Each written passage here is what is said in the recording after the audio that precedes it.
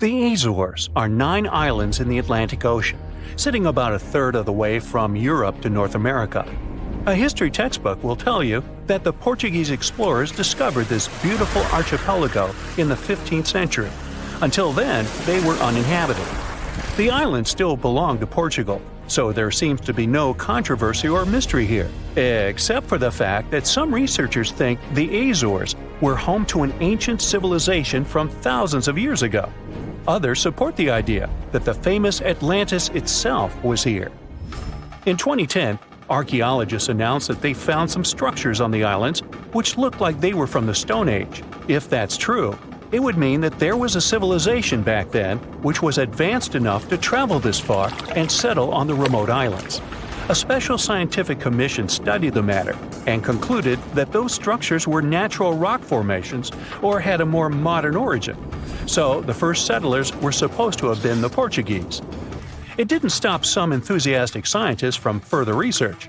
They analyzed the DNA of mice from the Azores and found that it had the same genetic characteristics as house mice from Northern Europe. The little rodents couldn't have sailed this far without humans, so it looks like the first people had arrived at the Azores before the Portuguese, and the plot thickens. Dr. Felix Rodriguez, who works at the University of the Azores, is determined to find out exactly when it happened. He's studying the megalithic structures found in the Azores. Similar structures found in Western Europe and the Mediterranean date back to the Neolithic age.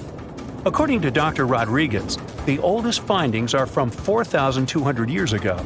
It's not clear when civilizations left them. The professor identified 7 megalithic structures in one complex as dolmens for the deceased. The cavities are all cylindrical in shape and definitely don't look like a natural formation. The material from the cavities turned out to be at least 2,500 years old. There are also some pieces of ceramics that seem to be even older. It looks like the rocks in the area had been lifted. You can see it by the small waves left by lava. It's thick and sticky, so it can't leave vertical marks. Someone must have moved the rock from its horizontal position. Another interesting finding is some stone anchors with holes found by the sea. Similar ones were used in the Mediterranean and on the Atlantic coast of Europe, dating back to 1000 and 2000 BCE. The 15th century Portuguese were advanced sailors and never used stone anchors, only metal ones. The scientists also managed to find a structure built right in the volcanic tuff. It looks somewhat similar to the ones built in the Mediterranean that are at least 2,000 years old. These structures are called columbariums and were used to store the ashes of the deceased. They also found something resembling an oven next to it, so they could be a part of one complex. There's also a basin in the middle, and it's not the only one on the island. It looks like they had a special meaning to their builders. There are channels around the construction. They connect the 4 basins, and the sun lights each of them at different times of the year. It was all carefully planned, as they were lit the brightest during winter and summer solstices and autumn and spring equinoxes. The water passed through all the basins and went directly into the sea. It could have been a purifying ritual. Now, some people are skeptical about the findings and believe they're all parts of a fortress from the 16th century. Professor Rodriguez is determined to prove it's all much older. There must have been some ancient civilization here that could have left because of the volcanoes that go crazy every 50 years. Antonieta Costa, a postdoctoral student at the University of Porto in Portugal, is also sure that the first people came to the Azores in prehistoric times. She has studied standing stones with small openings, explained as cuts for quarrying the stones. Costa believes they are part of a calendar system. She noticed that none of the slits in the rocks were aligned with the cardinal east direction.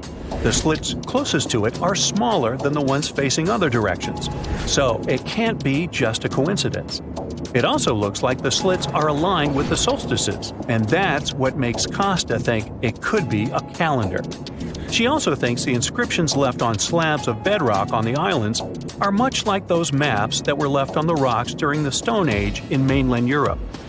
Another interesting theory about the Azores is that it could have been the location of the famous Atlantis, which was lost under the sea. Since the Azores archipelago is in the middle of an ocean, it could technically be a perfect place for that. A 20th century scholar quoted Plato to prove this theory was right. The Greek philosopher suggested that Atlantis was in between the continents. The coins and sculptures supposedly found in the Azores when the Portuguese just arrived also point that there was someone else present there. And way more recently, in 2013, a sailor found a huge structure looking like a pyramid off the Azores coast. It was most likely a large submarine volcano, but it's much cooler to think it was some big deal in Atlantis, right? Peru has its own mystery. Amid the desert, you can find some eerie marks called the Nazca lines. They're known as geoglyphs and were created more than 2,000 years ago by the people of the Nazca culture. Thanks to a dry climate and strong winds in the desert, most of the Nazca lines have reached our day. To create them, Nazca people removed the top layer of the pebbles and revealed the soil beneath the ground. The color of the soil changes from reddish-brown to yellowish-gray, so the lines always look different. Most of the geoglyphs depict plants and animals. You can clearly see a monkey, a whale, a condor, a hummingbird, a spider, various flowers, trees, and other plants. There are also some geometric shapes, such as triangles, trapezoids, and spirals. Since they were discovered in the 1920s, scientists have offered different explanations for the lines. Some say that in Nazca culture, people ascribe special significance to these motifs, so they probably created these shapes for deities in the sky to see. Others believe they were a sort of astronomical calendar, and animal sketches were modeled after groups of stars. This theory was proved wrong, so the purpose of the lines remains a mystery. Another place that leaves many questions is Nimrut Mountain in Turkey. This mountain has a complex of monuments with temples and tombs. It was built by the kingdom of Commagene, which ruled here around the 1st century BCE. There are statues of King Antiochus, 2 lions, 2 eagles, Zeus, Hercules, and Apollo. Archaeologists found the ruins of this complex at the end of the 19th century. They thought it had been built by the Assyrians. Then, some of the most famous scientists of the time came here and found an inscription in Greek. It had details about the sculptures and the names of important members of the Commagene royal family. It looked like it had been put there for future visitors. The scientists established that the statues used to be full-size figures. Changes in temperature, strong winds, snow, and the bright sun didn't leave them a chance to last in all their original glory. Plus, the complex is in an earthquake zone, so all you can see now is mostly the heads of the statues. They look incredibly complex and large for their time. The biggest question is, how did the people who lived thousands of years ago manage to create such huge sculptures on top of the mountain? It's obvious that they worked on shaping the limestone blocks up there and not on the ground. So, stay tuned. We'll keep an eye on this.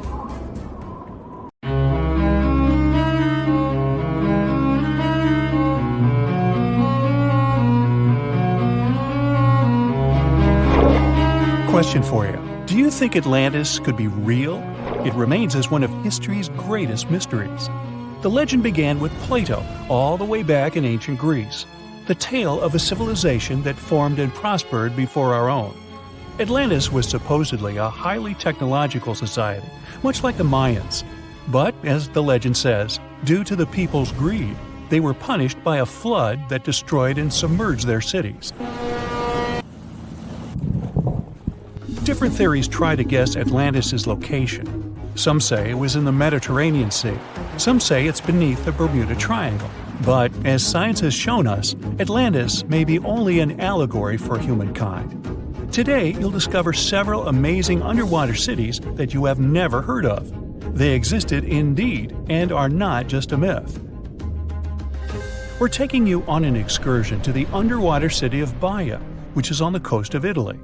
Known as the Las Vegas of the Roman Empire, Baia was a resort city. The Roman elite traveled there for recreation. Imagine an open-air spa. That was Baia. You can visit the submerged town by scuba diving and get close to that perfectly preserved, magnificent Roman sculpture, a true underwater wonder. You can spot the crumbled temples and buildings through glass-bottom boats. This is a moss-covered museum in Claudio's Nymphaeum. To your left, you can see a collection of classical Greek statues. Swimming down the Via Herculeana, you'll arrive at Villa Aprotio. Villas are Italian-style houses, and here you can admire their original marble floors. Notice the black and white patterns and the astounding shapes they make. Next, you'll arrive at Portus Julius. Can you see the collapsing wall structures at the bottom of the seafloor? You'll see well-preserved columns and limestone floors. Behold the ruins of the thermal baths of Lacus. The remaining multicolored mosaics are something great to see. You'll see their orange, blue, and green tiles if you get close enough. At Pisoni's Villa Pila, you'll see 25 preserved Roman pillars. Notice the arches, the frescoes nearby, and the magnitude of this well-kept treasure. The city was located over natural volcanic vents, so there were hot springs to be used at will. People went there looking to have an excellent time. And when I say people, I mean some of the great Roman emperors we learn about in school: Nero, Cicero, Caesar. But around the 8th century, the city was sacked and the luxurious town was abandoned. Slowly, the water level rose and the city started to drown. You are on a summer vacation off the coast of Greece, 4 hours outside of Athens, in the Peloponnese Peninsula on Pavlo Petri. You dust off your snorkel and head for a free dive on a bright sunny day. Sometime into the dive, you start noticing patterns on the seabed. 13 feet below the surface, the outline of familiar objects starts to appear, one by one. As you continue swimming, what looks like the outline of an entire city emerges before your eyes. You wonder, how could water have taken the whole city? Rocks are perfectly aligned into what appears to be the foundation of a building. Nicholas Fleming, a British oceanographer on vacation in Greece, was the person that discovered Pavlo Petri. He was documenting the seafloor artifacts. The team found the site filled with pots, storage vessels, and tools. A quern stone, for instance, is a tool used for grinding grains and turning them into flour. Multiple amphoras, which were found then, indicate that this settlement dated back to the Bronze Age, 5,500 years ago, when people started living in towns. The settlement is believed to have lasted for over 2,400 years. Pavlo Petri is considered today the oldest submerged town yet found, and it's impressive that it wasn't a simple village. It was a vibrant port city with stone-built buildings, a marketplace, streets, and even squares. Let's continue our exploration and find secrets in other underwater cities. You are diving off the coast of the Ryukyu Islands. Pacific waters are far from smooth. There's a strong current pulling you into the deep sea. Suddenly, you see a huge structure thanks to the sunlight shining down on the seabed. At first, it looks like Machu Picchu's ruins across the globe in Peru. As you approach it, you slowly figure out its form. A pyramid-shaped structure, arches, staircases. It's something that could have easily been a palace or castle.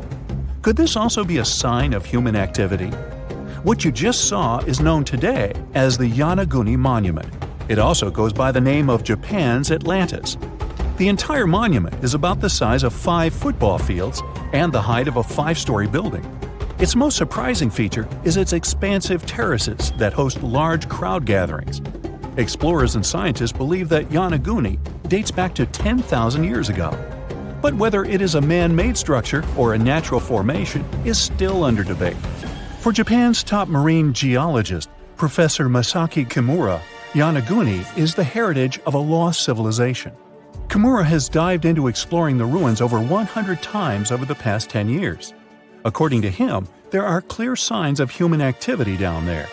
The triangle pool, located on the monument's surface, is a triangle-shaped concave that is a historical symbol of water fountains in the region. There is also a giant turtle carved on the eastern side of the structure. And according to Kimura, turtles have an important cultural meaning. Several pieces of stone tools have been recovered from the site. Their estimated age dates back to 10,000 years ago. However, not all scientists are convinced of the same. For many, Yonaguni is the result of thousands of years of erosion. The fact that the monument is composed of one massive rock leads them to believe that it is not human-made. The defined edges and flat surfaces resemble a natural formation occurrence in Northern Ireland, known as Giant's Causeway. A series of interlocking basalt columns look like the ruins of a palace, but they were the result of volcanic activity in the region. Well, stay tuned for more underwater discoveries. The next stop on our voyage is one of today's most famous underwater cities that has turned into an underwater archaeological park. The city of Port Royal in Jamaica exists today only below the surface. But in 1692, it was one of the wealthiest cities in the Western Hemisphere. Port Royal was the center of the British Empire at the time, and an important trade city that attracted people from all over. It was also home to real-life pirates of the Caribbean. On the morning of June 7, 1692, the people of Port Royal met a different fate than they probably expected. The bars and restaurants beaming with life woke up shaking. People were taken out of bed with the power of a massive earthquake, estimated today at 7.5 on the Richter scale. One survivor says he saw the earth opening up and swallowing the town whole. What he said could be true, as the city was mainly built over sand. The ground sucked buildings, roads, and everyone above. Geysers erupted, and finally, waves as big as 10-story-high buildings hit the city. About 33 acres of the city disappeared underwater, and amazingly, most of its 17th century remains lie in good condition under 40 feet of water. In the ruins, archaeologists have found taverns, storage rooms, kitchens, and recreational buildings used for diverse purposes. You can see a grand lion statue, a submerged bridge, and many picturesque arches. Now, do you fancy a trip to India? Just outside its coast lies another sunken marvel. A site known as the Lost City of Cambay is located on the Gulf of a similar name. It remained hidden until 2001, when the National Institute of Ocean Technology did a routine water assessment. With sonar technology, which sends a wave of sound to the bottom of the sea, they found something far beneath the surface. Images showed well-defined geometric shapes spread along a 5-mile stretch. The remains found dated to more than 9,500 years ago, meaning that this civilization was lost at around the end of the Ice Age. Debris recovered from the site included construction material, pottery, beads, sculptures, and even bones. Scientists argue whether these artifacts are indeed from the site, but if they truly are, then the lost city of Cambay would be the oldest civilization in the world. Scientists discovered something Atlantis-like near Australia. There used to be an entire continent that's now underwater. Here's what happened to it. Around 70,000 years ago, during the last ice age, there was a huge landmass called Sahul. It was located in the southwestern Pacific Ocean. This ancient supercontinent connected what we now know as Australia, New Guinea, Tasmania, and the Aru Islands into one giant piece of land. Imagine lush tropical rainforests surrounded by beautiful mountains. Sahul's tallest mountains were in the New Guinea highlands, with peaks reaching over 13,000 feet. This beautiful place was home to a variety of unique animals, most of which were pouched creatures. But back then, they weren't just koalas and kangaroos.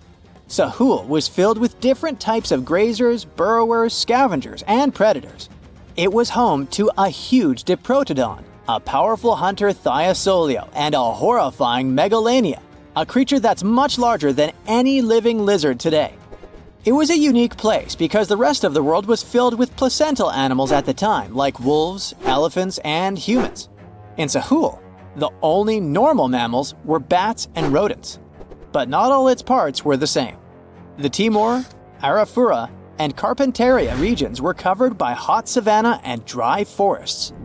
It looked kinda like modern Australia, hot air deserts with scrubland, steppe, and temperate forests along the eastern coast. Back then, people were migrating all across the world. They made an incredible journey from Southeast Asia to Sahul and first arrived here from 60 to 45,000 years ago.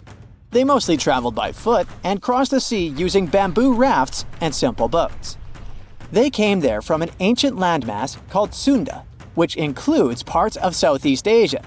They traveled across a series of islands known as Wallachia and eventually spread across Sahul.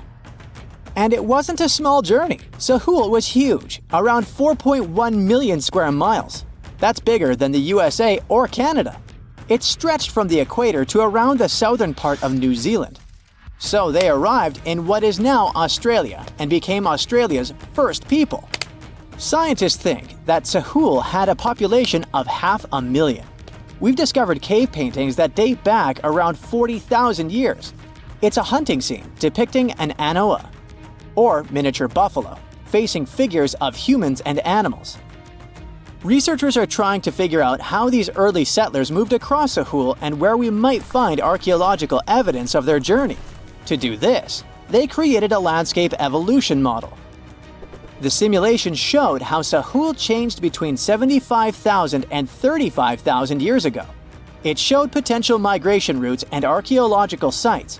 Humans likely traveled along coastlines and rivers. But how did Sahul get submerged off the coast of Australia, similar to the mythical Atlantis? During the last ice age, much of the Earth's water was locked up in large ice sheets and glaciers. The sea levels were much lower than they are today. After that, the global temperatures increased. The ice sheets melted and the sea levels rose, flooding the land bridges that once connected different parts of Sahul together. About 8,000 years ago, New Guinea separated from mainland Australia, and then, about 6,000 years ago, Tasmania did the same. We still can explore the underwater parts of Sahul thanks to new technology. Divers explore and collect samples directly from the ocean floor. Underwater drones can go to places that are too deep or dangerous for humans to explore. And with sonar mapping, scientists use sound waves to create maps of the ocean floor. It's like using an echo to see what's underwater. The sound waves bounce off the seabed and come back, helping us create a picture of what it looks like. Deep underwater, archaeologists have found stone tools and other artifacts. They also discovered fossils of animals like Diprotodon and Thylacoleo. By studying the underwater terrain of Sahul, they learned about the ancient rivers, lakes, and coastlines that existed during the Ice Age. But Sahul isn't the only underwater continent. Sahul isn't the only hidden gem of Southeast Asia. Take Sundaland, a place made up of Sumatra, Java, Borneo, and some other islands. This place was crazy huge during the Ice Age, but now almost fully underwater. Almost, but not entirely. The parts above the ocean are teeming with life. If you like birds, check this place out. It has almost a fifth of the world's bird species. You can spot colorful birds like the Java hawk eagle and the Bali starling among the lush forests. It's also a home to a fourth of Earth's fish species. Sundaland's waters are a haven for marine life, even the most exotic animals like the Asian arowanas. It's also a treasure trove of flowers. That's where you can find Rafflesia and Titan arum, the world's largest flowers. This makes it very similar to Zealandia. Zealandia is a long, narrow piece of land about half the size of Australia. It broke from Antarctica about 100 million years ago. Just like Sundaland, it isn't fully underwater. 7% of it stayed above sea level. This sticking out little piece is what we now call New Zealand, along with Stewart Island and some smaller islands. These pieces of Zealandia are lush and warm. They're packed with volcanoes, mountain ranges, beautiful natural geysers, and hot springs. Local people, Maori, use these hot springs for cooking. People place corn, eggs, and vegetables in baskets and lower them directly in the hot springs. Sometimes they cook food in a pit oven using heated rocks. Another hidden world is known as Argoland. This mysterious landmass was once part of Australia, back when dinosaurs chilled around. It drove scientists crazy for decades. They knew it existed because it left a huge stretch on the ancient seafloor, the Argo Abyssal Plain. About 155 million years ago, it broke off from Australia, saying bye-bye. The continent drifted somewhere north, and when it reached Southeast Asia, it just vanished. Scientists had no idea where it went, but recently, they finally found its remains. Turns out, poor Argoland's lower parts started drowning into the Sunda Trench, a horrifyingly deep oceanic pit. The Earth's crust sunk into the mantle. Meanwhile, the upper parts of Argoland were pushed upward, grabbing the younger rocks on land. Because of this, Argoland broke apart into a bunch of smaller pieces. These pieces formed parts of Borneo, Java, Sulawesi, and other regions. The remains are buried under Indonesia and Myanmar. Imagine a colossal landmass the size of Greenland, Greater Adria. Its journey began about 240 million years ago when it broke away from the supercontinent Gondwana. It started moving north, and after 100 million years of enjoying the warm seas, it suddenly crashed into Europe and shattered into pieces. Most of these pieces went deep into the Earth's mantle, but some were scraped off and became part of mountain ranges like the Alps. Today, the remnants of Greater Adria are scattered across more than 30 countries, from Spain to Iran. That's why they're hard to look for. Seychelles was also once part of Gondwana. Yep, these idyllic islands are sitting atop of the ancient continent. We know a lot about it because of its fascinating granite outcrops. 100 years ago, Alfred Wegener discovered continental drift, but no one believed him. These granite outcrops helped him prove that he's not crazy and that tectonic plates really are moving. The Seychelles broke off from India and Madagascar and eventually became a sad loner in the Indian Ocean. This probably happened because of some insanely active volcanoes in the Deccan Traps. But now the islands are home to unique species both on land and in the coral reefs nearby. Mauritius broke off from India after the dinosaur wiping. Along its journey, it stretched into a long ribbon-like shape and also broke into pieces. Now it's all scattered beneath the Indian Ocean. Scientists stumbled upon this lost land by studying tiny ancient crystals called zircons. These zircons are like time capsules. They date back an astonishing 660 million to 2 billion years. That's even older than Mauritius itself. These ancient crystals hinted that there's another Atlantis somewhere nearby. Turns out there are hidden continents all around the world, and maybe we'll discover more of them in the future. You've probably heard about the mysterious sea state of Atlantis. It was a high-tech utopia where people lived happily, but then something happened, and Atlantis disappeared from the face of the earth. Many people believe that this city lies at the bottom of the Atlantic Ocean. But what if we've been looking in the wrong place all this time? What if it's somewhere different from where they're trying to find it? What if all this time Atlantis was in the middle of the Sahara Desert? Well, this unexpected theory has some evidence, but to study this version, you first need to understand what Atlantis was and how we got to know about it. The very first mention of the mysterious city was in 360 BCE. Ancient philosopher Plato wrote about Atlantis. His work, Dialogues, described Atlantis as a rich land with advanced technologies. Its inhabitants were powerful, intelligent, and beautiful, like superhumans. He described in detail the structure of the city, and this was the main reason why many people believed in the existence of Atlantis. According to his records, the Atlanteans built this place in several concentric circles of black and red stone. Then they covered these circles with brass, tin, and precious metals. In the city, there were water channels on which ships sailed. The Atlanteans were sailors, so they built a passage from their city to the open sea. On the internet, you can find many drawings of Atlantis, created based on Plato's descriptions. Take a look at these drawings and an actual photo of the Eye of the Sahara. This place in the Sahara has a shape of several concentric circles. It looks as if a destroyed city left a trace on the sand.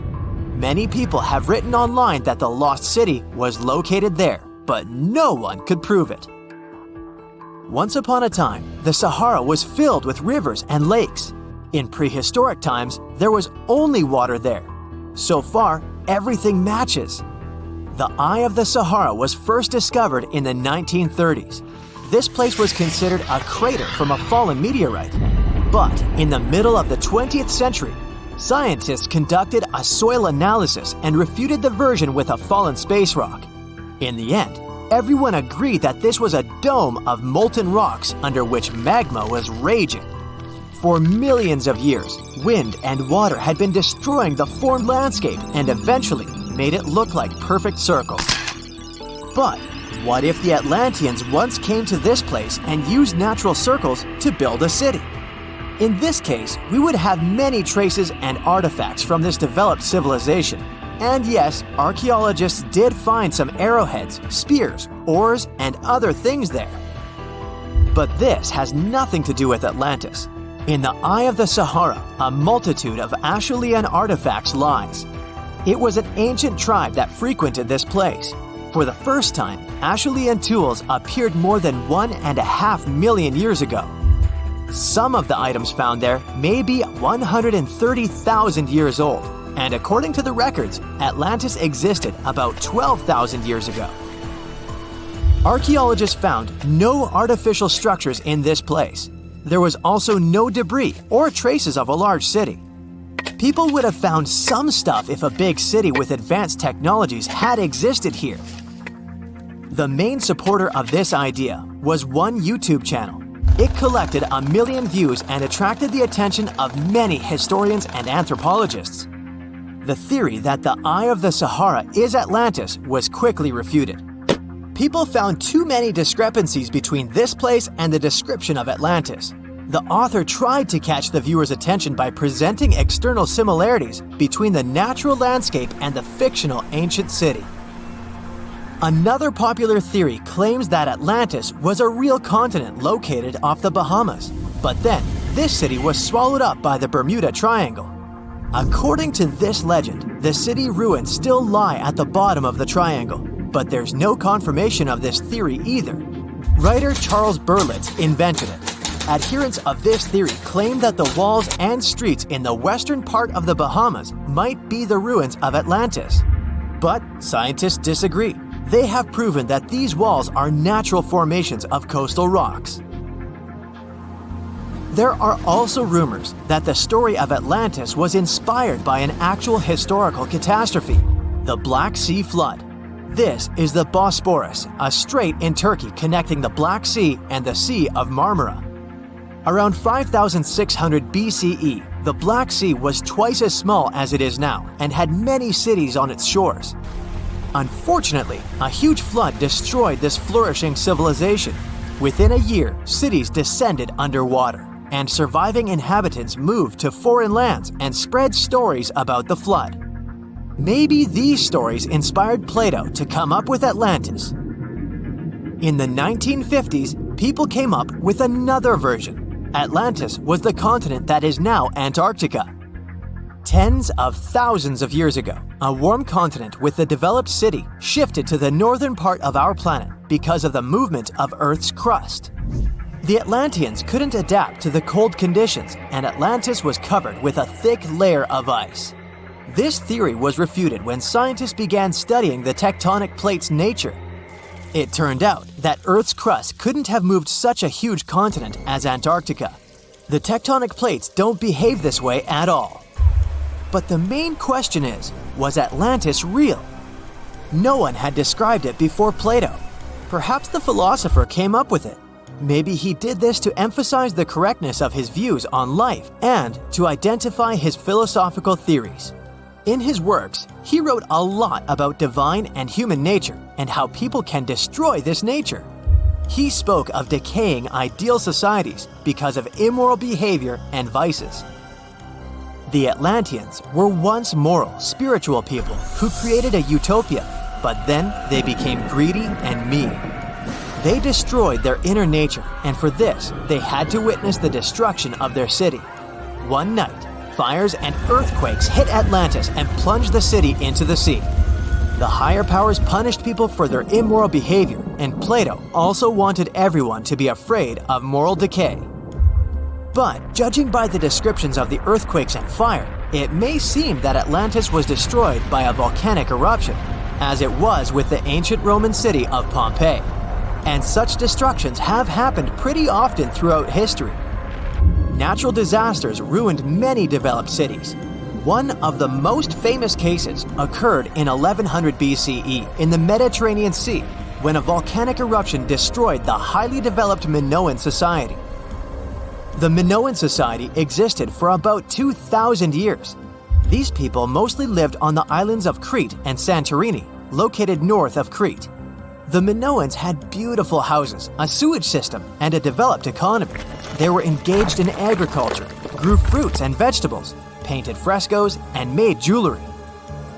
They were the first people to found the thalassocracy, an empire based on the sea.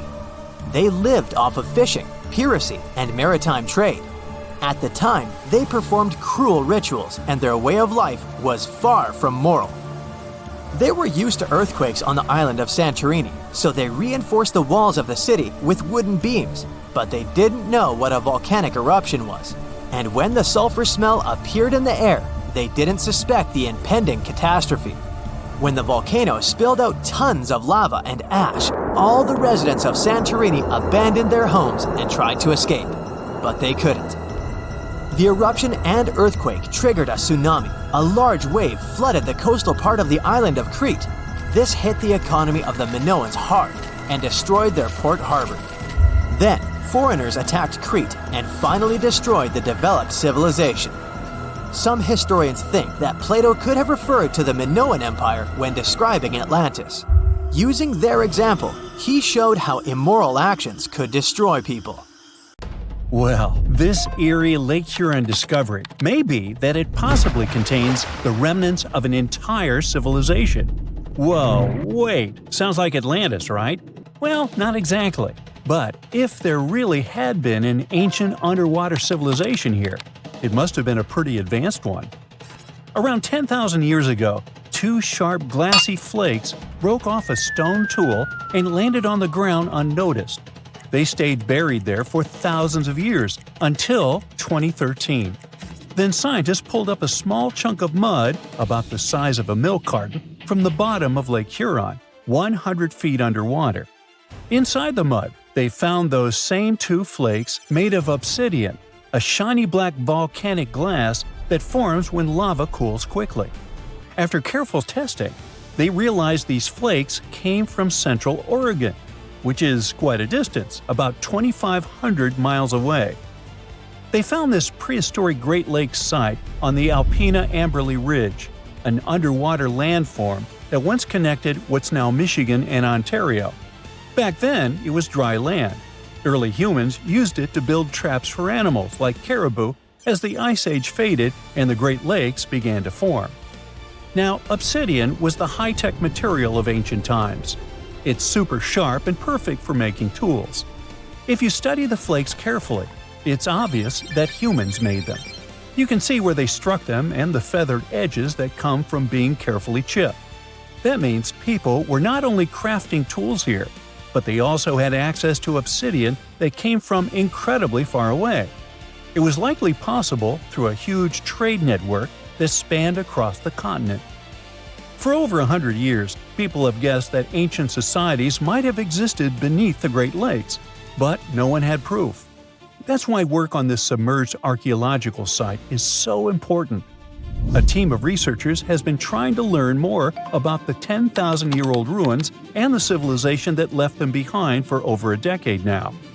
Lake Huron's icy water acted like a time capsule that helped preserve things for thousands of years.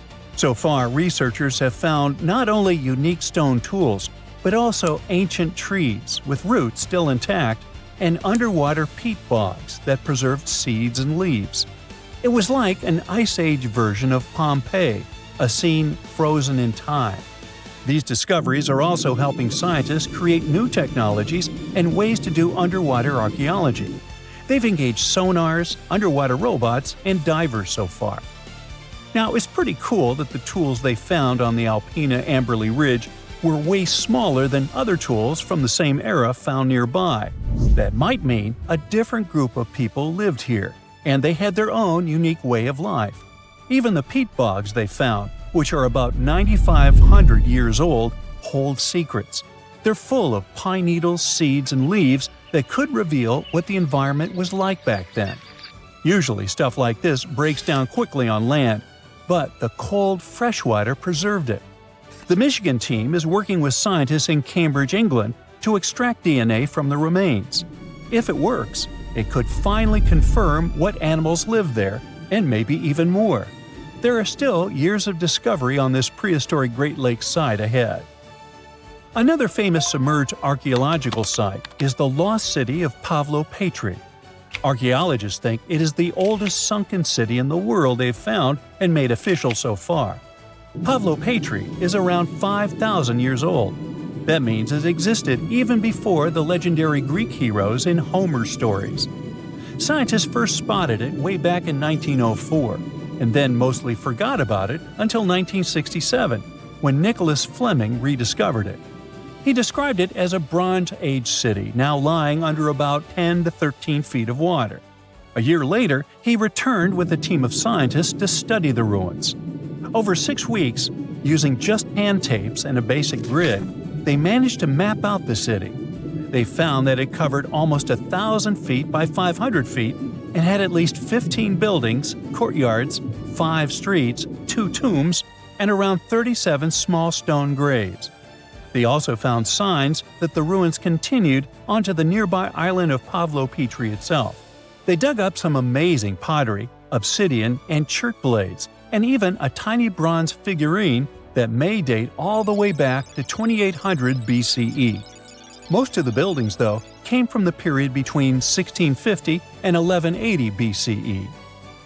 Then scientists left the site alone again until 2009, when a super team of researchers launched a new 5-year project to really dive deep into the history of Pavlo-Petri. This time, they had digital mapping tools and better diving equipment, so they could explore and even excavate underwater. They found another 97,000 square feet of buildings, including a large hall and hidden streets. Plus, they dug up even more pottery that showed people had been living in the city from about 3000 BCE to 1100 BCE, and that the city once had a population of 500 to 2,000 people. No one knows for sure how the city ended up underwater, but many scientists think it was because of an earthquake, maybe around 1000 BCE, or even as late as 375 CE. Because it's the oldest underwater city ever found, some people even believe Pavlo-Petri might have inspired the legend of Atlantis. Another contestant for the Atlantis title lies near Japan. Back in 1986, a local diver was exploring the waters near the Ryukyu Islands when he found a giant structure made of perfectly shaped steps and sharp edges. It was 82 feet underwater. Today, the Yonaguni Monument is one of the most mysterious underwater sites on the planet. The structure is nearly half a football field in size. It looks like a massive stone pyramid with layers of platforms and steps stacked one on top of another. No one really knows where it came from or who built it. Some experts think the monument might be more than 10,000 years old, which would make it older than the Egyptian pyramids. One theory is that it could be the last remains of a lost civilization called Mu, a mythical Pacific society kind of like Atlantis.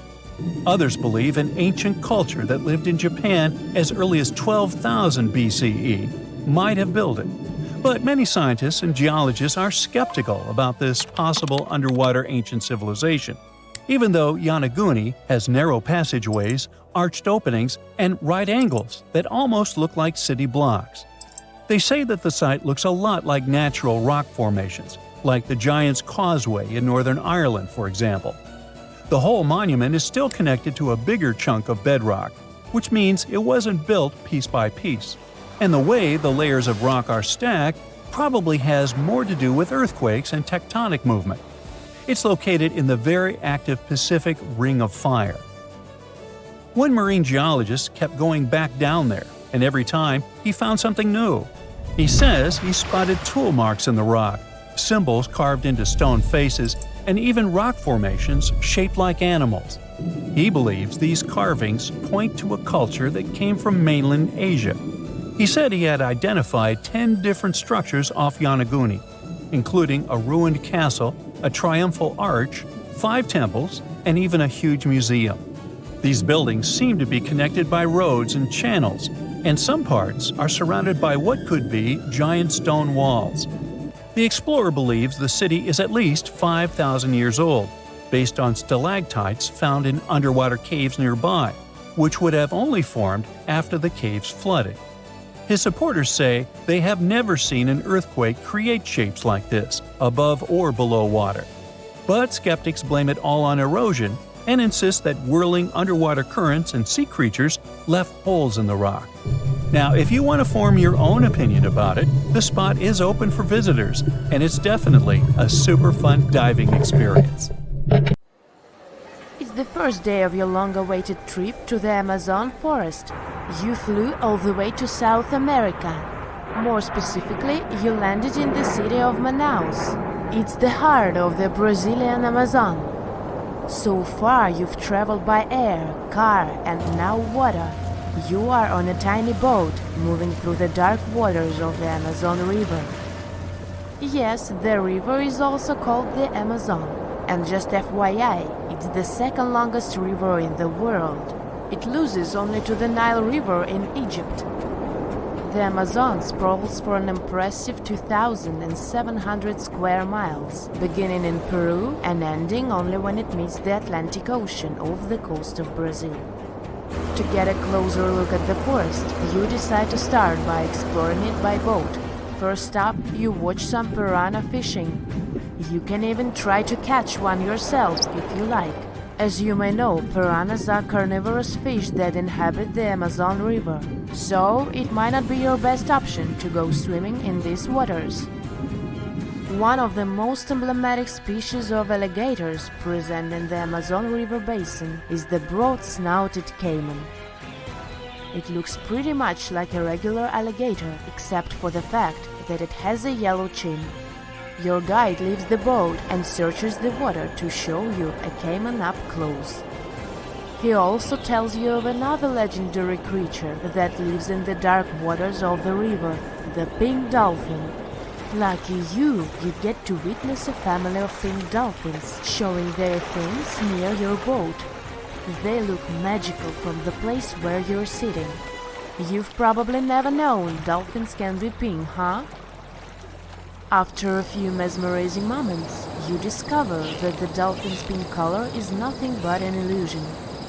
The animals are originally pinkish-gray, but due to the brown colors of the Amazon River, they look vivid pink when you stare at them from above. Your guide tells you that the pink dolphin is a central character of Brazilian folklore. Locals believe that the pink dolphins can turn into humans and wander off into towns at night. You get off your boat near one of the entrances to the forest. Now you're going to continue your trip on foot. Your guide says that you are venturing into very dangerous terrain. The Amazon is home to some of the creepiest species of wildlife on the globe, but don't worry, we'll get to see a lot of them today. You've come prepared, of course. Bug spray, a raincoat, and your sharp eyes. Inside the jungle, you need to be alert at all times. You may have heard legends of the anaconda, a snake that can swallow animals as big as a cow in one go. Sorry to break it to you, but those are not just legends. Reptiles like these do actually exist. They live deep in the jungle. It right there, moving between the trees. Is it a spider? The so-called Goliath bird-eater is a monster spider. Its legs can grow up to a foot in length, and the spider itself can weigh around 6 ounces. It's also known as the king of tarantulas. You shouldn't get too close, of course. It's not venomous to humans, but its bite can surely sting. As its name suggests, the Goliath bird-eater can even eat birds, as long as they are smaller than it is. Up next, you run into another species of spider that draws your attention. This one is so tiny that you almost don't see it. It's known by the popular name of the decoy spider. You see one of its creations, a gigantic spider built by the tiny Cyclosa spider in order to scare off large predators. This is as amazing as it is creepy. A spider that uses the remains of other insects and dry leaves to create the image of a large spider on its web. If it fools predators, perfect! But to us humans, this work of art looks almost endearing. Who knew there were artists in the arachnid world? Near a small lake, you witness a unique scene. A large snake is slowly slithering its way toward a lizard that is resting on a rock. The lizard seems obvious to the presence of the dangerous reptile, but right as the snake is preparing to attack, the lizard flies the scene in its iconic way. The so-called basilisk lizard is famous for its ability to walk on water, or rather run across the water. This isn't an illusion, just a matter of balancing. The small lizard moves its legs on top of the water very fast, while its long tail serves as a counterweight. I wish I could do that. If you've ever wondered what a frog looks like on the inside, you've come to the right place. Right in front of your eyes, there is a rare local species of frog. It's known as the glass frog. This species of amphibian has a type of transparent skin that is completely see-through. In other words, you can see the frog's interior with astounding clarity. It's as if you had X-ray vision. Moving on with your journey, soon you come across a pond. Floating on its water is probably the biggest water lily you've ever seen in your life.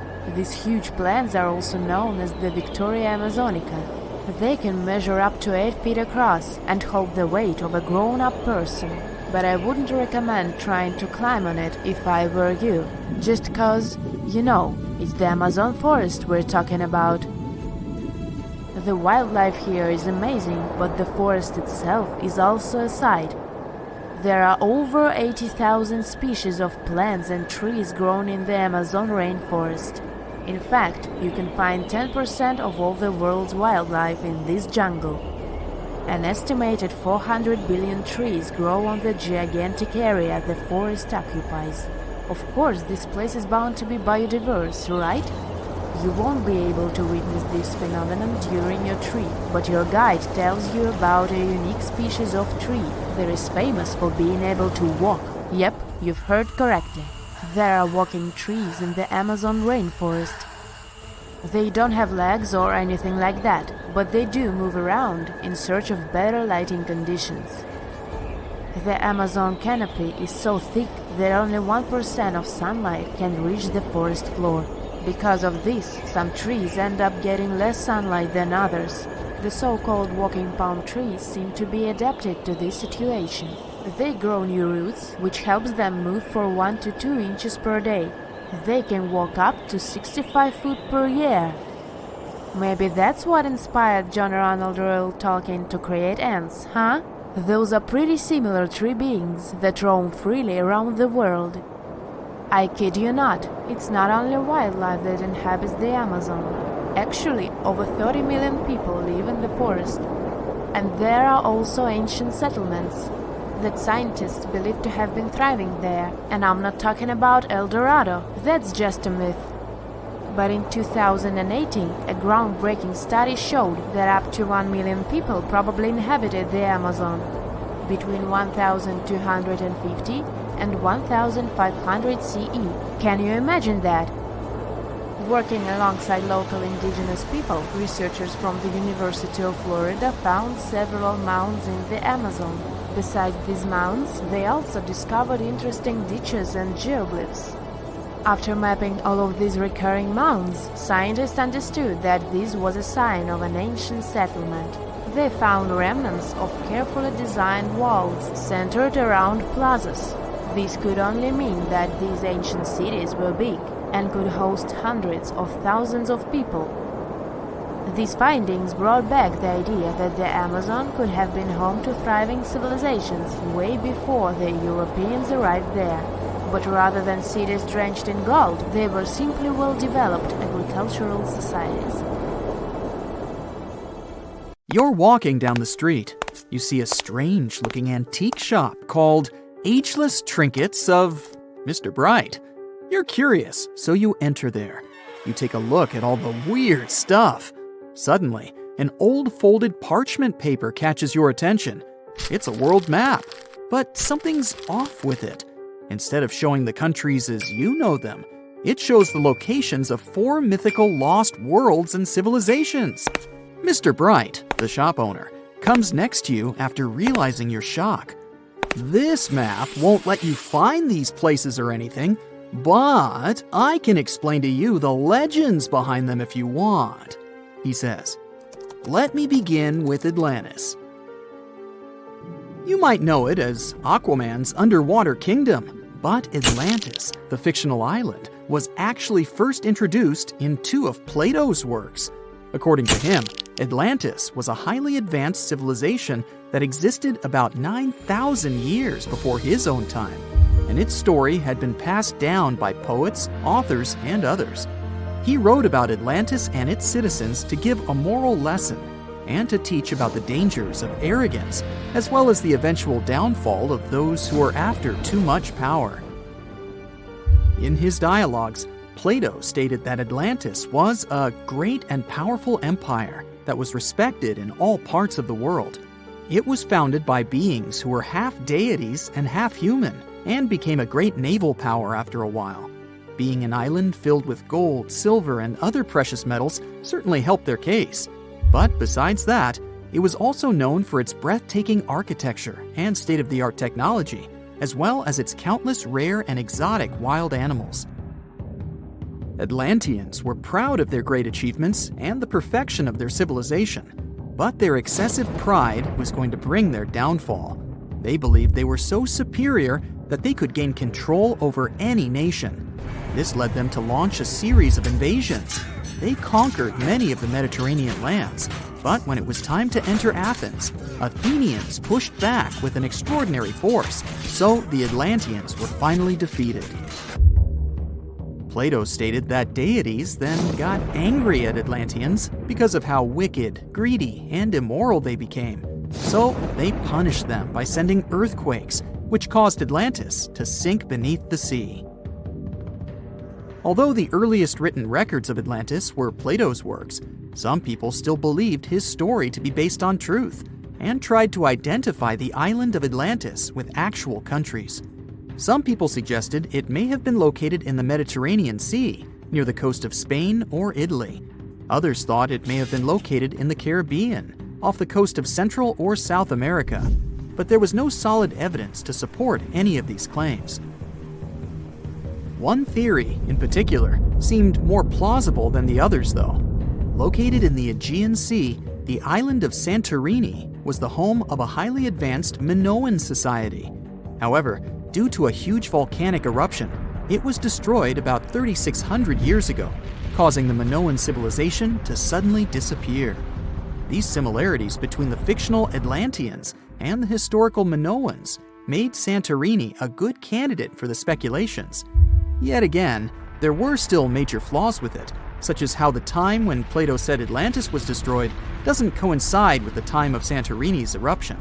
So Atlantis still continues to be regarded as nothing more than a popular legend in the scientific world. Now, let's move toward the northeast direction on the map, Mr. Bright says. According to Celtic Breton mythology, there once was a magnificent city called Ys, also known as Caris, that towered over Douarnenez Bay in France's Brittany region. It was the most wealthy city in the entire Atlantic. It was especially famous for its beautiful gardens and buildings, and its citizens were all living comfortably and happily there. Dahut, who was King Bradlon's daughter in Breton legends and literature, had a deep love for the sea. She begged her father to build a city at the edge of the sea, and that is how the city of Ys was established. Little did she know that she would be the one responsible for the destruction of her father's beloved gift. You see, since the city was surrounded by the sea, it needed to be protected by a dike equipped with floodgates, and these gates could only be opened at low tide. And the only one who had the keys to these gates was the king himself. One day, a handsome red knight arrived at the city, but couldn't pass the gates. Dahut was so taken by him that she wanted to let him in. She knew that her father was the keeper of the only key to the city, so she sneaked into his room and stole it from him. Then she gave it to the Red Knight so that he could enter the city and they could be together. However, The Red Knight turned out to be the Prince of Darkness, and he intentionally left the gate open to the raging sea. The waves soon swallowed all of Ys. King Gradlon was able to escape on his magical horse, but Dahut couldn't. She turned into an evil mermaid who lured sailors into the sea. Today, if you go to Quimper, a city in Brittany, northwest France, you can find the statue of King Gradlon riding on his horse. Although the city of Ys is a legend, Brittany coast locals believe that on the days when the waters are calm, you can still hear the tolls of the city bells deep under the sea, if you listen carefully. Mr. Bright then points at the Indian Ocean on the map and says, "Now, have you heard about Lemuria?" Back in the mid-1800s, a few scientists suggested that there was once a continent that existed in the Indian Ocean, somewhere close to the south of modern-day Sri Lanka. The first one to popularize this theory was the British lawyer and zoologist Philip Lutley Sclater. In his paper, The Mammals of Madagascar, he stated that he found lemur fossils in India, and not in Africa. However, this discovery was extremely shocking to him because of the fact that lemurs' original homeland, Madagascar, is much closer to Africa. He proposed that this was possible only if some larger continent connected the two once. He stated that this continent must have eventually sunk to the ocean floor. He then named it Lemuria, and hence the theory was born.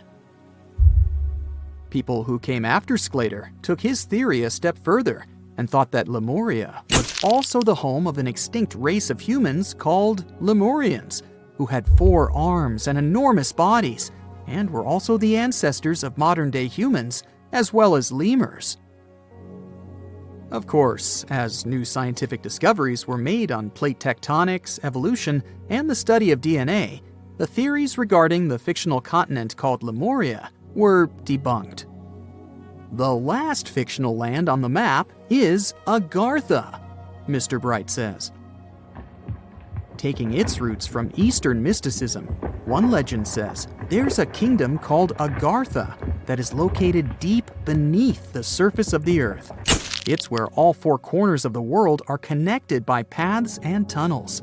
It is said that there's a secret entrance into Agartha hidden in the Gobi Desert, and it's built by Agarthans themselves using advanced technology that can't be detected by us, the surface folks. According to some beliefs, Agartha exists to counterbalance the energies of those who live above the surface. While we live in a state of rush and heightened emotions, this world beneath us is the total opposite. Some even say that those who escaped Atlantis fled here to continue their lives inside the Earth's core. And yet, others think it's actually a land that's crawling with all kinds of monsters. But there's no need to be scared, since modern science proved Earth's core is not actually hollow and is a solid hot iron ball. So you can cancel your journey plans to the center of the Earth if you've made any. Thanks, Mr. Bright. There's this interesting ancient site near St. Louis, Missouri, that a lot of people don't know about. It's called Cahokia, and it used to be a huge city with up to 20,000 people living there back in the 11th century.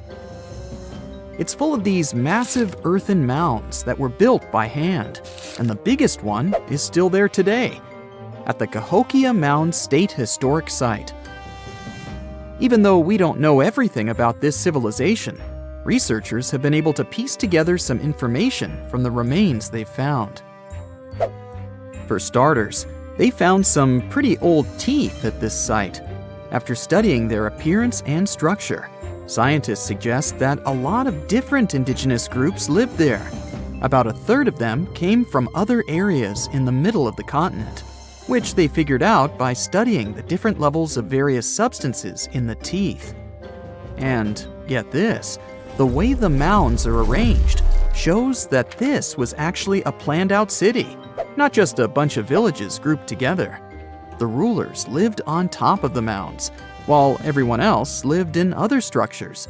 It's amazing to think that they were doing things like farming, hunting, logging, pottery, and weaving, all within this one giant city. Right in the middle of Cahokia, there was this giant mound that was about 100 feet tall. And around it, there was this huge wooden fence. Inside the fence was the city center, which had a big open space called a plaza. Archaeologists think that the plaza was designed to represent the 4 cardinal directions of the world. It was like the people who built it wanted to create a place that was in harmony with the universe. The center of the city was where they held ceremonies and events, and it was such a big deal that people from outside Cahokia would come to be a part of them too. What became of this city? Hard to tell. Some people think that the reason it fell apart is that they cut down too many trees and the land got all messed up. Other scientists believe that's not true because the soil was still in pretty good shape after the city was gone.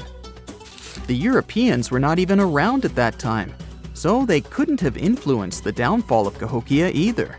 There's also one theory that suggests there were fights with other communities that caused the city to collapse. These days, there are over 65 preserved mounds, and you can even climb the steps of the tallest one. The best part is that local authorities are thinking of making it a national park, so you should totally plan to visit before it gets too crowded. Mohenjo-Daro is another lost ancient city that's still surrounded by mystery. Located in modern-day Pakistan, it was a city that flourished during the Bronze Age, and it was extremely advanced for its time. It had things like water systems and fancy architecture that other cities didn't have back then. Despite these features, it's not as well known as other ancient cities, like those in Egypt or Mesopotamia. What's even weirder is that at some point, the city was abandoned, and no one knows why. Archaeologists found the city in 1911, but it took a while for them to realize how important it was. Eventually, they uncovered a lot of really interesting things about the city, like its advanced sanitation system. Excavations uncovered over 700 wells, as well as private baths and a large communal bath. Remarkably, even private homes had toilets, and waste was efficiently disposed of through a citywide sewage system. They also had a lot of trade connections and made some really beautiful objects, like pottery, jewelry, and figurines that were sold all over the region.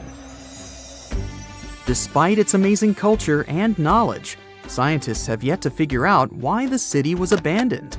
Some people think changes in the nearby river might have had something to do with it. The writings that the people of Mohenjo-Daro left behind are still a complex code, even for the most skilled specialists, making it even harder to piece together their history. Have you heard of the lost city of Kolmanskop? It used to be a small settlement in the Namib Desert. Legend has it that it got its name from a man named Coleman who got stuck in the local dunes and was never seen again. But that's not the interesting part. In 1908, a railway worker found a shiny stone and showed it to the chief railway foreman, who turned out to be a hobby mineralogist. They discovered it was a diamond, and soon, Kolmanskop became the richest town in Africa and one of the richest places in the world. It had luxurious stone houses, a school, a hospital, and even an ice factory to produce ice for fridges. The hospital had the first X-ray machine in southern Africa, which was supposedly used to check if workers were illegally swallowing diamonds. Its popularity began to decline in the late 1920s when another diamond-rich location was discovered nearby. Most of the inhabitants soon began to flee the city in search of a better life, leaving the buildings abandoned. In 1938, all machinery was taken south and the town was left to the desert. The last inhabitant left Kolmanskop between 1956 and 1960. The hot climate and low humidity have preserved the structures over time, and tourists can now visit this desert ghost town. You've surely heard about this next ancient city, Machu Picchu. It's this incredible ancient location in Peru. It stretches across a huge piece of land in the Andes Mountains and sits high above sea level. It's even considered one of the wonders of the modern world. But here's the thing. Scientists aren't exactly sure what it was used for. It could have supported up to 750 people, but there aren't a lot of human clues left behind. Some people think it was more of a spiritual or ceremonial place, while others believe it may have been like a fancy spa retreat for the nobles. The extensive terraces might mean it was used for crop testing or as a trading hub. And there's even a theory that it was used as a prison because they found a cell-like area too. It's amazing that even today, archaeologists and historians are still puzzled about how it was built. Did you know that they probably didn't even use wheels for transportation? And those massive granite rocks were somehow pushed up the steep Andean mountains, even though most of them weighed a lot. Some historians think that hundreds of people worked together to push each rock up the peak. The huge stones at Machu Picchu are also so close together that you can't see any cracks between them. It's pretty cool because it also makes the area safe during earthquakes, which is important since Peru is a shaky country. But how did the stones stay put during all those quakes? They actually move a little bit, but then they go back to their original spot, almost like they're dancing. Some people think wet wooden wedges were used to keep them in place, but that doesn't really add up, considering how big the structures are. Locals back then also seem to have built Machu Picchu without using any pack animals or iron tools.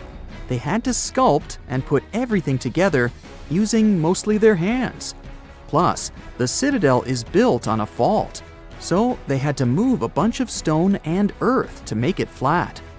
Scientists also think that the real construction is actually underground because of the deep foundations and drainage system. In fact, there's a hidden water system that was just recently discovered using 3D scanning. They didn't even use mortar to put the granite blocks together. They were so precise that you can't even fit a sheet of paper between them. One theory suggests that people that lived there used stone tools made of a harder material than the stone they were cutting. Now, let's assume that another species, whether humanoid or dolphin-like, could have existed millions of years ago. How do we find their traces? There was a Doctor Who episode about a non-human industrial civilization on Earth that existed long before us. These reptiles, called Silurians, were forced deep underground by a catastrophic rise of temperatures on Earth, and there they thrived for centuries. That inspired scientists to create the so-called Silurian hypothesis. If there was an advanced civilization before us, we should find their traces somewhere. Well, let's try. Climatologist Gavin Schmidt and astrophysicist Adam Frank decided to dive into this themselves. Like us, any technologically advanced civilization would be hungry for energy, so they looked for global effects that would leave a widespread mark. For example, hints of large-scale industrial processes, like plants and factories, and their leftovers. Then comes the question of how long these civilizations would last. If they existed for a long time, we should look for long-lasting signs, like residues from burning fossil fuels, mass extinctions, synthetic chemicals not found in nature, and even traces of nuclear fission. Basically, we should search for the same kinds of things that humans are currently leaving behind as evidence of our activities. Unfortunately, this evidence isn't that easy to find. Let's imagine an unsettling scenario if humanity suddenly disappeared. Even though it seems like we've left a lot of changes on our planet, the future civilization millions of years from now would struggle to find any remnants of our existence. Why? Well, our planet has existed for 4.5 billion years. Complex life on Earth has existed for more than 400 million years. Compared to that, our industrial period only lasted around 300 years, and we haven't left any significant traces. Our record of Earth's history is full of gaps, especially the further back you look. The fossil record captures only some things, being very selective and incomplete. On average, one fossil emerges every 10,000 years, and dinosaur footprints are even rarer. Mountains rise, oceans change, and plate tectonics can easily wipe out evidence of entire civilizations. After a couple of million years, chances are any physical signs of a civilization would disappear. In order to find at least something, we have to look for things like odd sediment patterns or unusual isotopic ratios. Also, fossils mostly form in water, leaving us in the dark about creatures on land or in the jungles. So even if there was a technologically advanced society millions of years in the past, and even if they were far more advanced than us, we might struggle to find any clues of its existence.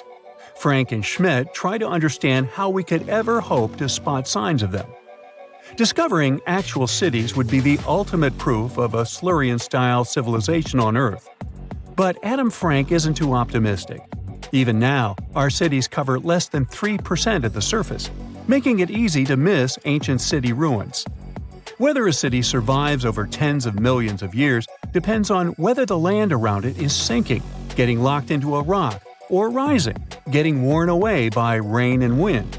So, places like the French Quarter in New Orleans might have a better shot of making it into the geologic record than, say, Haight-Ashbury in San Francisco. When it comes to finding artifacts, the odds are pretty slim as well. No prehistoric iPhone would survive millions of years, fancy glass or not. Finding their fossilized remnants might be a bit more promising, but it's still tricky.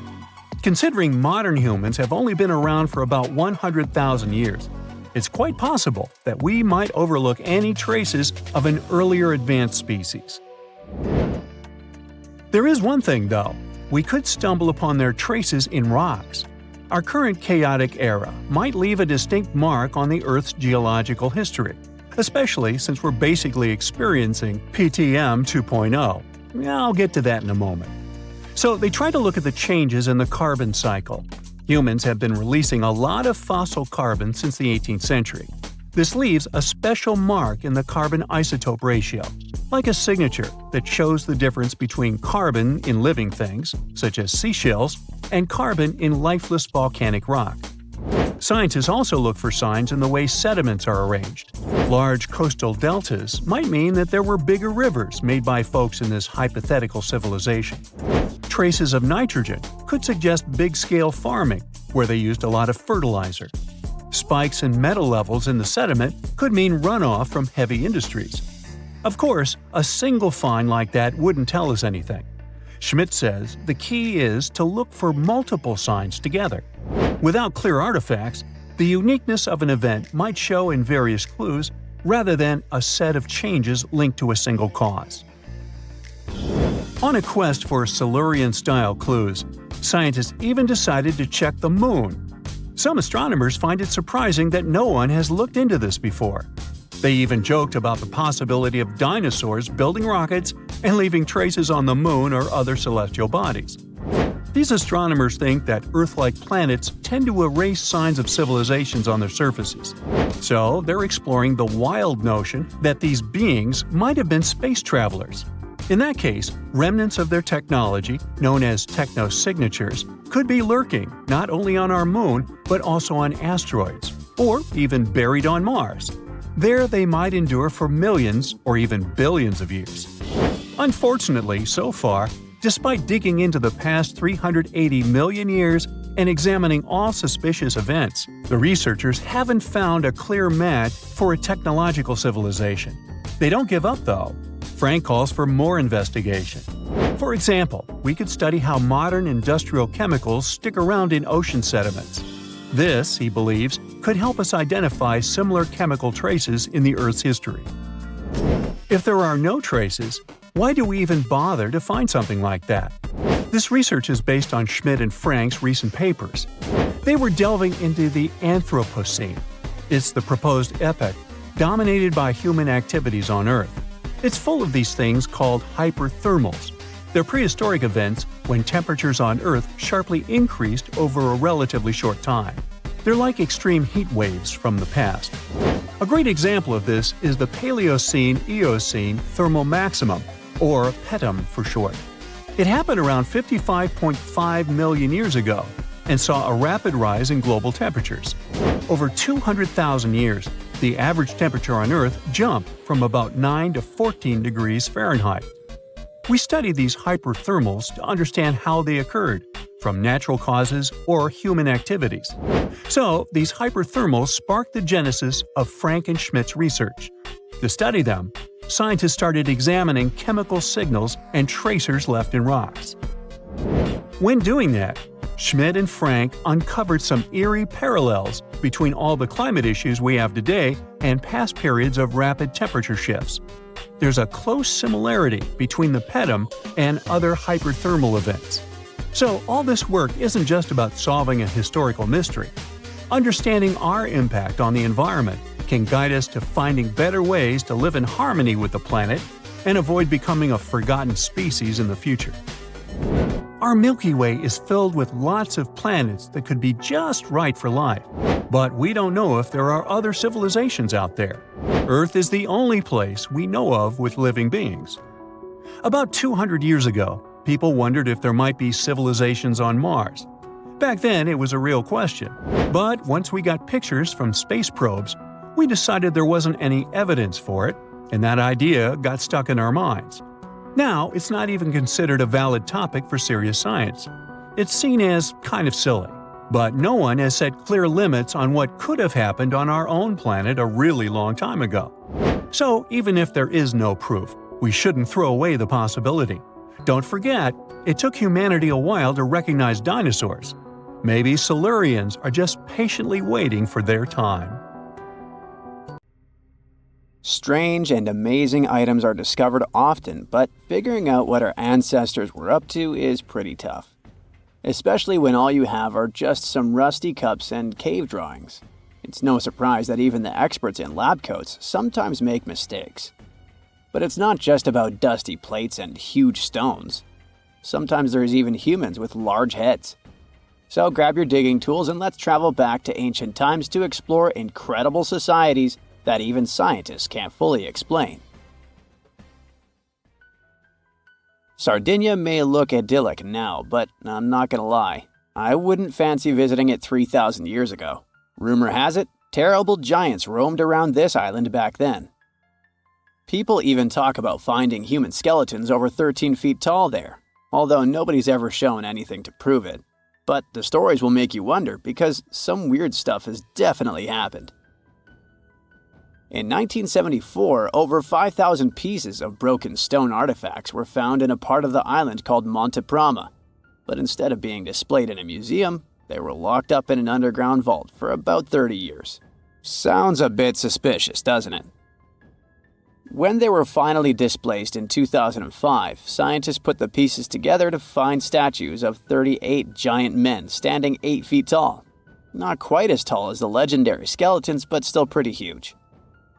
It's thought these statues were made by the Nuragic people, who lived on the island a long time ago. Besides giant statues, they also built over 8,000 massive stone buildings. Perhaps Nuragic weren't giants themselves, but they definitely liked their things big. I do too.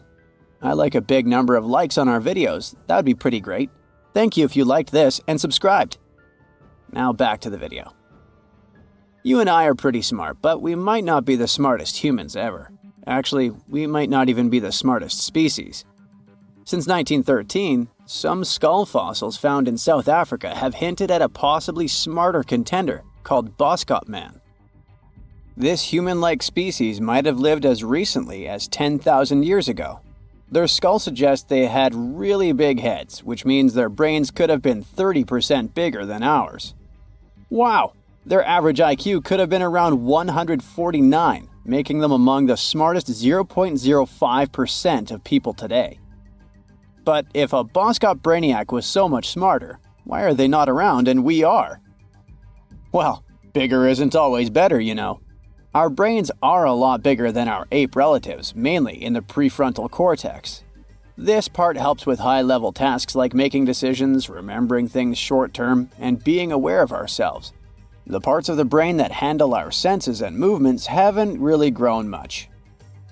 So, maybe the Boskops spent too much time dwelling on the past rather than doing practical things like hunting. but this is all just guessing. We really don't know what happened to these clever cousins of ours. Some people even argue that Boskops weren't any different from us, with the only evidence being parts of skulls. The jungle is huge. Did you know the Amazon rainforest is home to about 30% of all the world's plant and animal species? That's impressive. However, the history of one native species, humans, has long puzzled scientists. The mysterious Kasarabe people lived here for hundreds of years and then vanished around 1400 AD. People thought the Amazon only had a few scattered tribes, but recently we discovered big, unusual shapes in the ground called geoglyphs. These might look like simple shallow ditches, but they're actually the remains of a vast civilization that spread over 5,000 square miles and includes about 450 markings, some as wide as 1,300 feet. That's insane! They likely contained ceremonial buildings and could have hosted up to 1 million people as recently as 550 years ago. Thanks to new technology like LiDAR, which uses a safe laser to map the forest without harming it, we can explore deeper. In 2019, some scans showed miles of raised roads and pathways and even pyramids over 70 feet tall. They found 26 separate settlements, 2 of which were at least 250 acres each. Damn, that's like 330 soccer fields. It's not certain what happened to the Kasarabe people. Maybe European conquistadors drove them out. Maybe the most baffling ancient civilization is one we've never actually found a trace of. Yep, I'm talking about Atlantis, the grand city that supposedly sank into the ocean.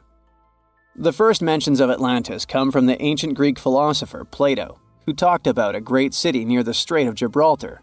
But for ages, everyone just thought Plato made up Atlantis as a perfect version of his own Athens.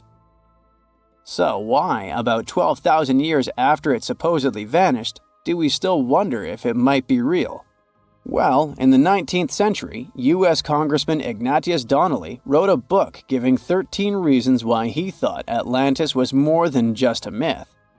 Then, in 1965, some folks thought they actually found Atlantis when they discovered the Richat structure, a massive 25-mile-wide dome in Mauritania, Africa. It's so big that you can see the whole thing from space. 2 astronauts flying over the Sahara Desert spotted this giant eye staring back at them and thought they'd made the discovery of a lifetime. Unfortunately, there's no solid evidence linking this structure to Atlantis. It's believed to have formed from volcanic activity about 100 million years ago. But it does look suspicious, doesn't it? Still, we're no closer to knowing the truth. Imagine going back to about 3,300 BCE and finding yourself in South Asia. Welcome to the Harappan civilization. These people were way ahead of their time. They had cities like Harappa and Mohenjo-Daro, complete with baked brick houses, sophisticated drainage systems, and even public baths. This place might have had over 5 million people, making it one of the densest regions at the time. They also invented a system of standardized weights that was incredibly useful for traders. And trading they did. These people had connections stretching all the way to the Middle East, thanks to their great skills in metallurgy. They even had a form of ancient branding. The seals were used to stamp clay on tray goods. Despite being so advanced with a thriving urban life, there's a whole bunch of mystery shrouding their language and script. We've got bits and pieces of their writing, but no one's deciphered them yet, even with all the technology we have today. We also still don't know how exactly their society worked. It looks like they didn't flaunt their social status as much as other civilizations. No grand palaces or massive monuments. Instead, their largest buildings might have been granaries. They sure were practical. Unfortunately, all good things must come to an end. Around 1800 BCE, this bustling civilization started to decline, possibly due to shifts in river patterns. As the environment changed, the Harappans packed up, moving towards more hospitable lands. Ever heard of the Minotaur? The beast with a bull's head and a man's body, hunting the bravest travelers in a massive maze. Well, this wasn't just any old tale. It was one of the most popular dramas of the ancient world, and it was inspired by this place, the island of Crete. The Minoans lived here during the Bronze Age. They had stunning palaces, amazing frescoes, and a culture so rich it still fascinates historians to this day. They built places like Knossos, which was so complex with its multi-story buildings and elaborate hallways that it might have inspired the whole labyrinth myth. Their engineering was so ahead of its time that even their drainage systems were more advanced than what many of us have today. Let me know in the comments which of these stories you find the most fascinating, and thanks for watching.